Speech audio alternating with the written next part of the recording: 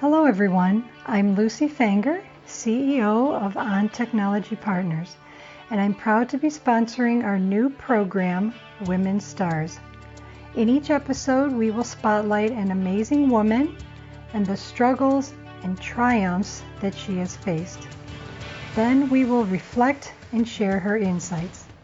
Our goal is to engage, entertain, and explore the women STaRs in our world today. I hope you enjoy. I want to thank you all for listening today. My name is Shanti Harkness, and I'm the Media Manager for On Technology Partners, a woman-owned company addressing cybersecurity and risk.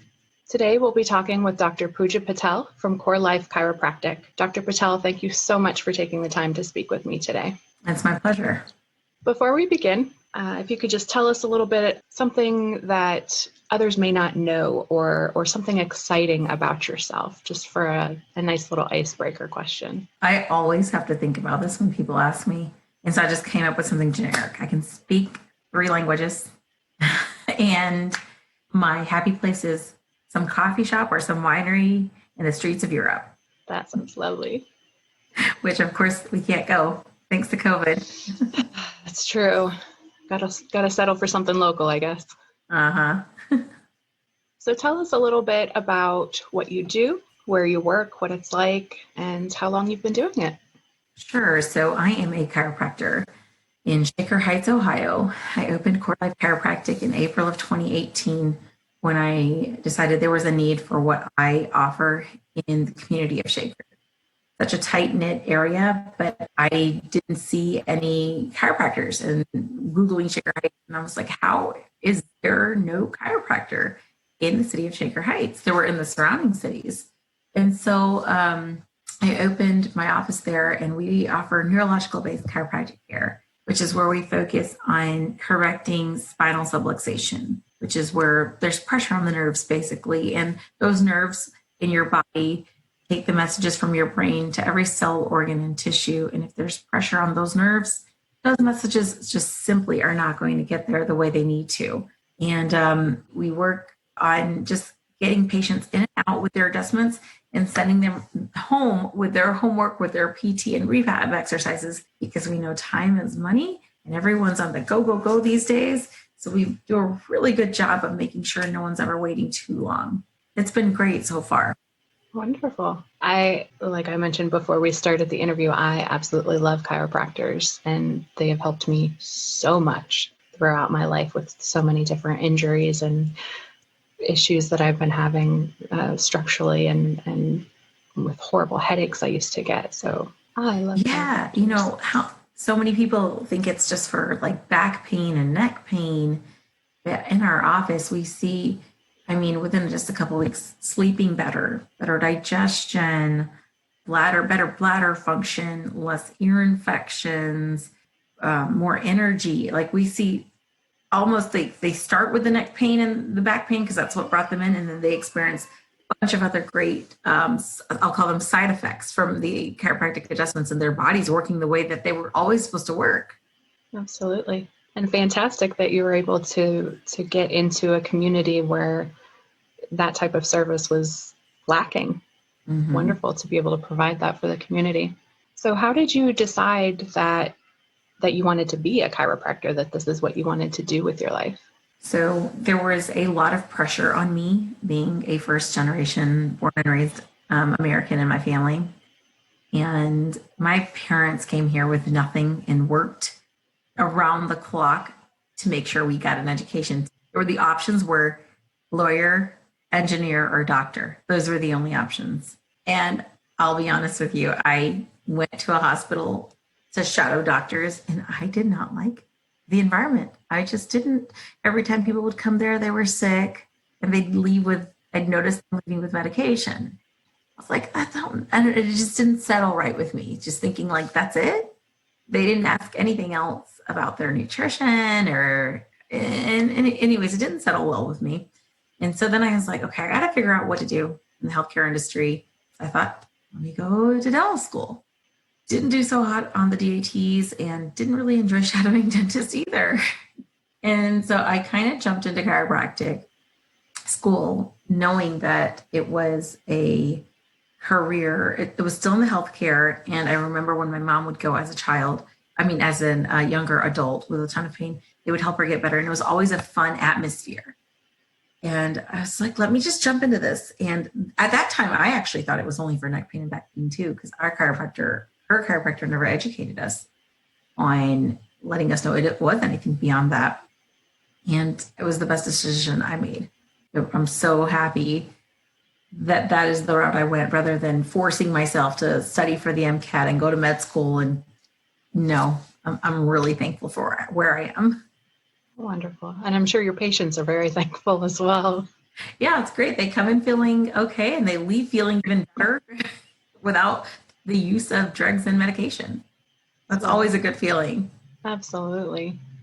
So Dr. Patel, before we dive into struggles, let's just take a moment and focus on your biggest triumphs. Can you share what happened and why it was such a great triumph for you? When I had my daughter 15 months ago.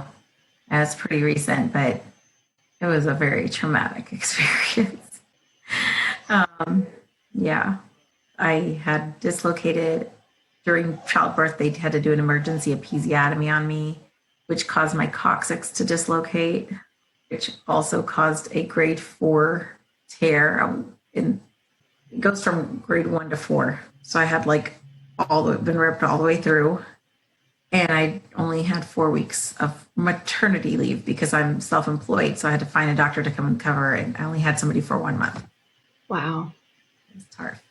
So I would say definitely a triumph to overcome that and come out as well as you appear to be doing. Even before, even the whole time I was pregnant, I would think how am I going to do this with her?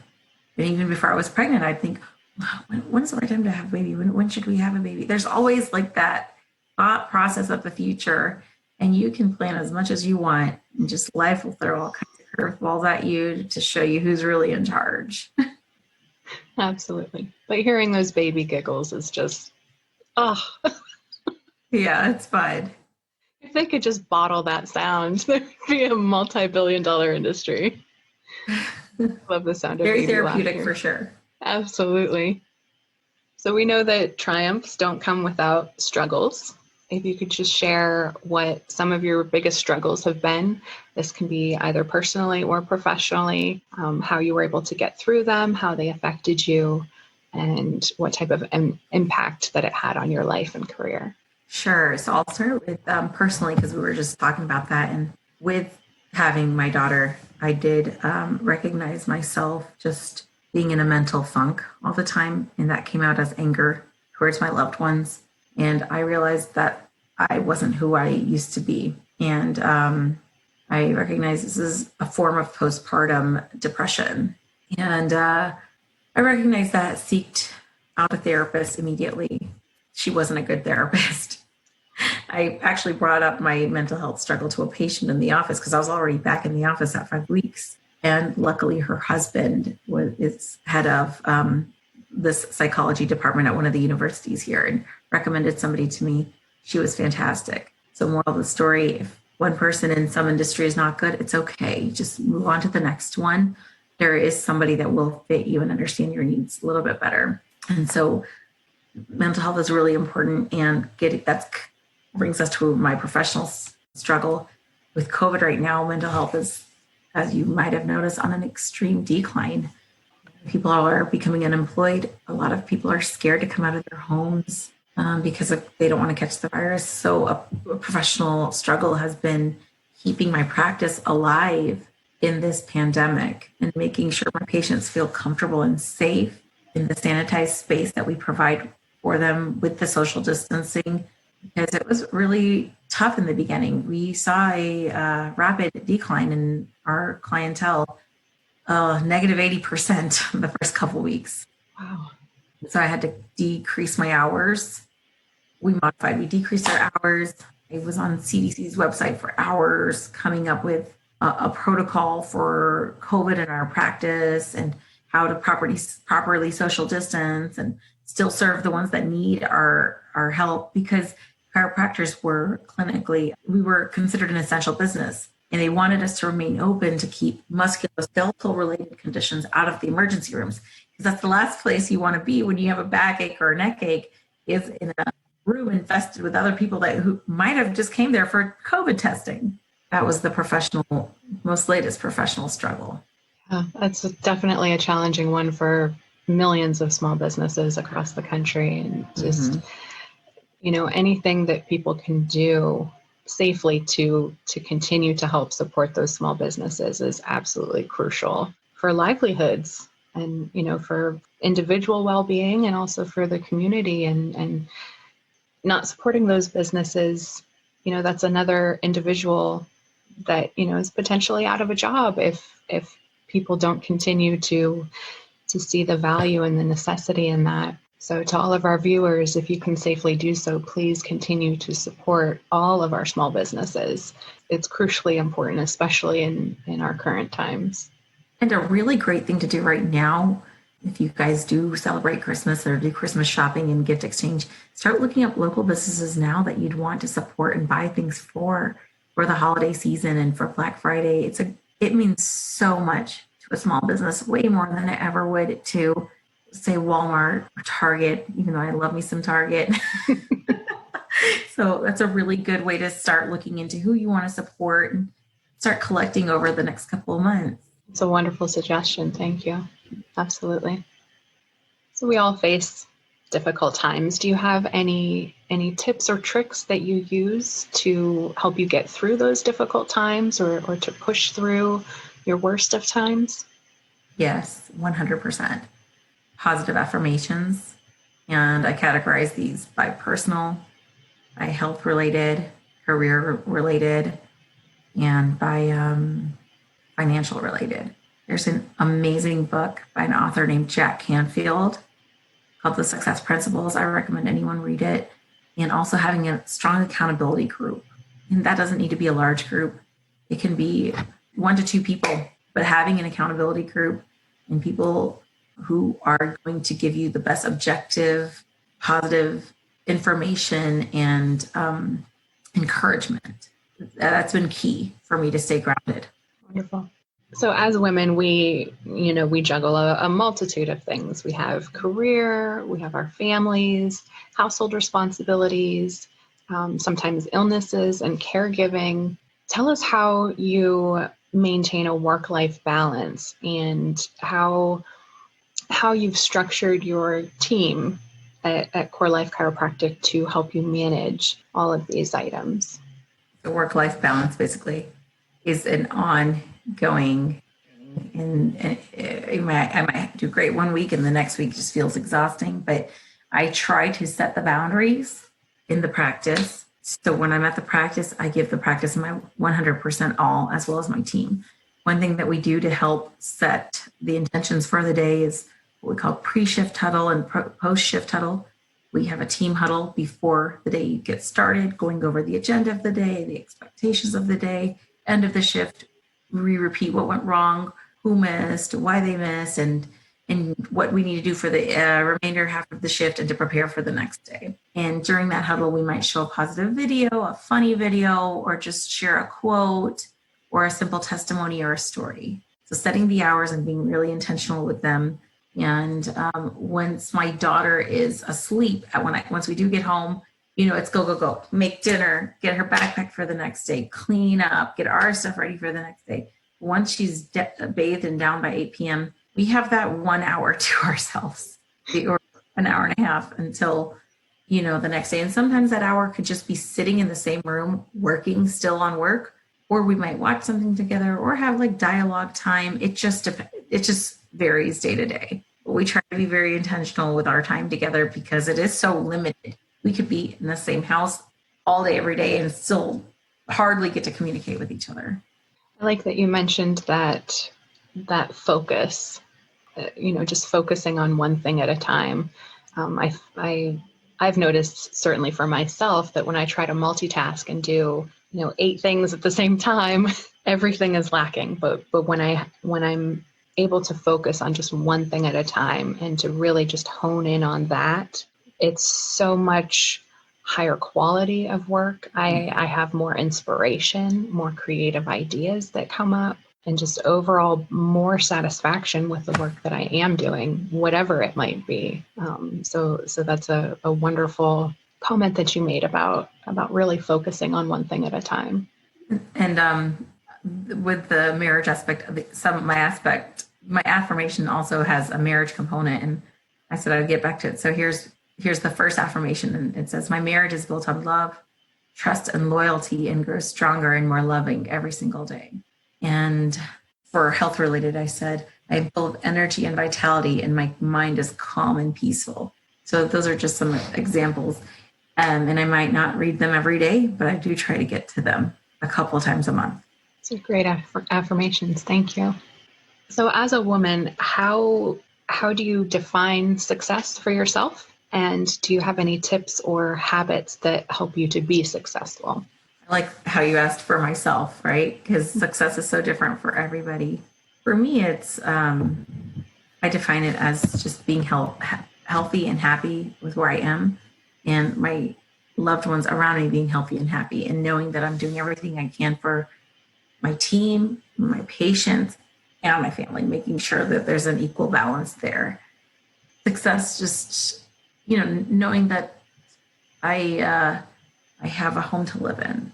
To me, like, it's the simple things for me. It's not, I need $1 million in my bank account or anything like that. It's, I have a home to live in.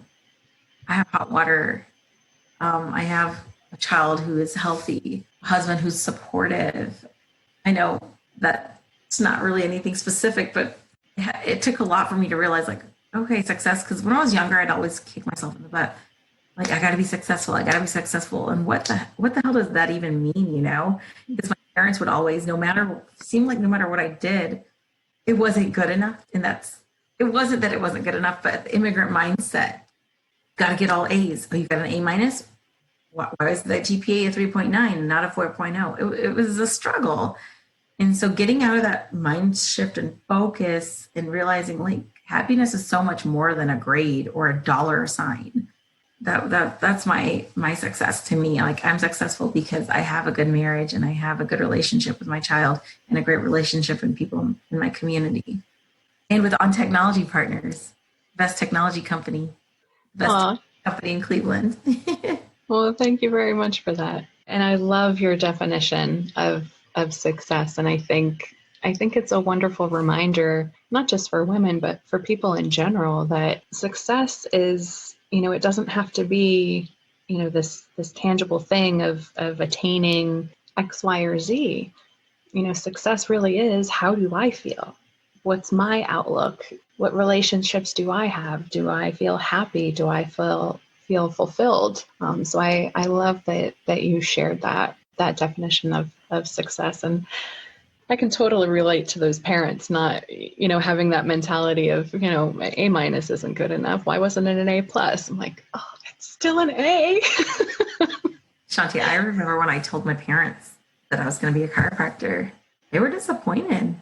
And because they were thinking I'm going to be a medical doctor or a dentist. And I remember I think it was at that time at a young age, I learned, oh man, I think I stopped sharing positive things in my life with them because I felt like they didn't want to celebrate it anyways.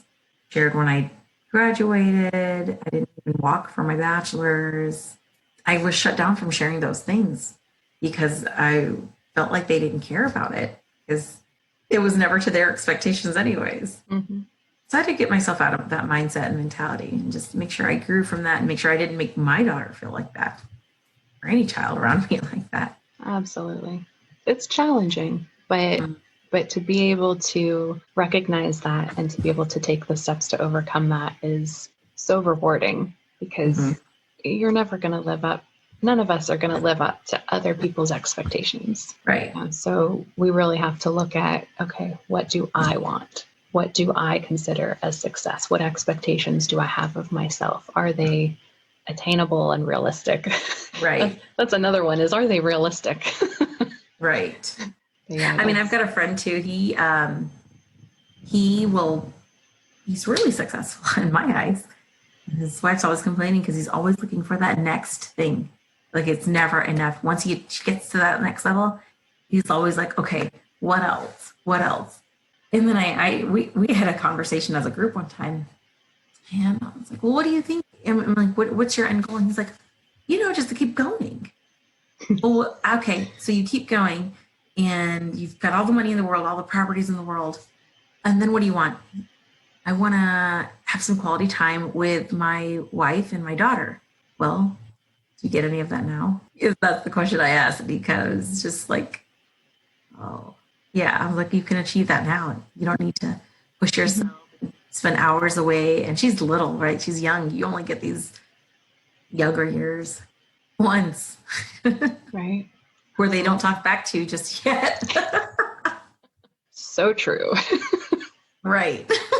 Yeah. And unfortunately, I think it's a culture mentality. Like we're ingrained with this notion that we just have to constantly and continuously achieve more and more and more, and to never be satisfied, to constantly be looking for that next thing.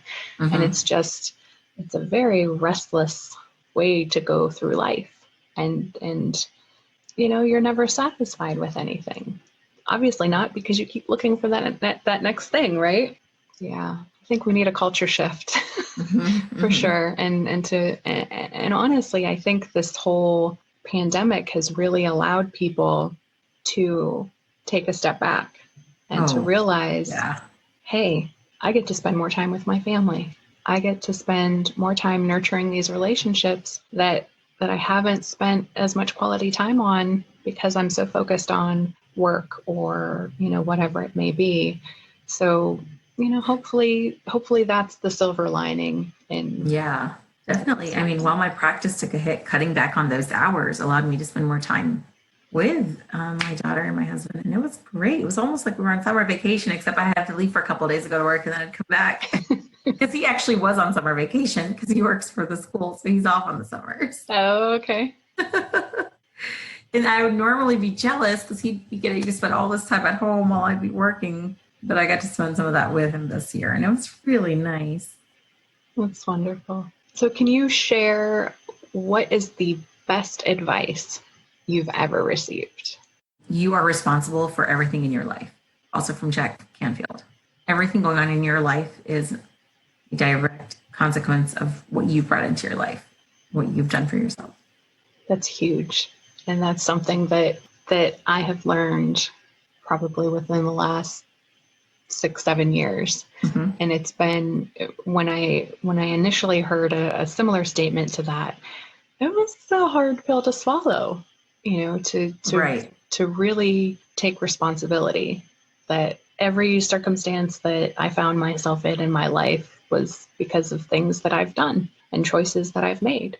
Yeah, it's really eye-opening, but it's also extremely, extremely empowering, because then you also realize you have the power to change it. And if you feel yourself or experience that you're suffering in some way, you have the power to change that by the choices and decisions that you make. While it was very challenging at the beginning to take that responsibility and to accept that responsibility, it's been absolutely life-changing for me, because I no longer feel like I'm the victim. I no longer feel powerless. Yeah, it gets so easy to get into that victimizing mindset. Absolutely. I have the control and ability here. That's huge, because then you can change everything around for yourself. Absolutely. Excellent piece of advice. A lot of people don't have that ability to get out of that victimizing mindset, or maybe they've just never been given the resources to get out of it. So let's take a moment and if you could reflect on something that you wish you would have known sooner in life and share that with us. Like if I can just go back and have a conversation with my younger self, you mean? Sure. Anything. Just keep working, yes, but stop stressing every single moment about the future. Living too much in the future is anxiety.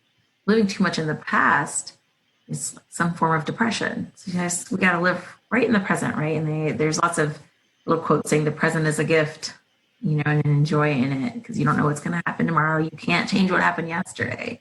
But just living in the present, not stressing over what's going to happen? What's going to happen? When am I going to do this? Because I'm too much of a planner. Life has shown me in so many ways that it's never going to be my way. And I'm thankful for that because, I needed those kicks in the butt to let me know. Absolutely. I know for me, I was a terrible worrier about everything. About everything, yeah. Past, present, future. I was constantly ruminating over things in the past and constantly asking questions like, why? Why did this happen? Why did that happen? What could I have done different? And it's so counterproductive. Like you can't change the past. Stop worrying about it. Right. Focus on right now. Like you said, the present moment. That's really all we have. If you're looking too far into the future, like the future doesn't exist yet. So don't be so focused on that because you can make plans, but they're probably going to change and you need to be able to go with that. So really just focusing on the present moment, I know for me has been huge in helping to allow me to resolve so much anxiety and depression and worry about things that, a lot of times were never in my control to begin with. So it's just useless worry and anxiety over things that I can't do anything about. But when we really focus on being in the present moment, it makes such a difference. And you can really experience the joy in life and the joy in the present moment. So thank you for sharing that. Oh. So take a moment and think about what advice would you give to a young woman beginning their career? I would say find what is the word? Somebody to shadow. What the term is slipping me. Somebody to look up to. Mentor. A mentor. Thank you. Such a simple word. It slipped my mind. Find a mentor who you trust. And whatever field it is, make sure it really is actually something you want to do before spending a ton of time and money and commitment on it, and learn the ins and outs of it. And so that way, when you do get started, you're comfortable, you'll still be scared and nervous, but you won't be completely lost. Definitely have an ongoing mentor or several mentors. That's huge. There are still a lot of great people out there willing to teach the young ones the internal ropes. I get students all the time wanting to intern in the office. And some of them go off to chiropractic school. Some of them go off to nursing school. But give them the blunt, honest truth and show them what's involved on the back ends. And I mean, that raw reflection of what it really looks like to do what it is that you want to do is so important, because there can be this pretty picture that's highlighted like, oh, watching Grey's Anatomy, this is what it's like being a doctor. Like, no. The Hollywood version. Yeah. So find mentors, shadow, learn as much as you can. There's a lot of free content out there to learn. A lot more people willing than you'd think to give you advice and guide you along the way. Excellent advice. Do you have any closing words of wisdom that you would like to share? Just going back to just being focused and present in the moment. We have no idea what's going to happen next year.